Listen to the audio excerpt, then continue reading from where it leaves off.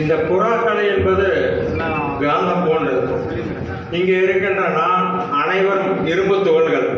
எந்த ஊர், எந்த ஸ்டேட், அனைத்தையும் ஒன்று சேர்க்கக்கூடிய ஒரே கலை இந்த புறாக்கலை மட்டுமே. ஒரே ஒரு மாநிலத்தில் நடந்தால் அந்த கலை அதையோடு சரி. ஆனால் இந்த புறாக்கலை மட்டும் அகில இந்த கிளப்புக்கு பேரே சவுத் இந்தியான்னு.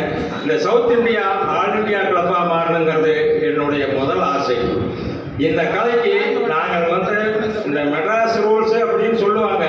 ஆனால் இந்த கர்ணப்புறாவை எடுத்து நிறுத்தினது இன்றும் இந்த கர்ணப்புறாவுக்கு ஒரு பேர் கொடுத்திருக்கிறது இன்னைக்கும் அதே நிலையில் உள்ளது.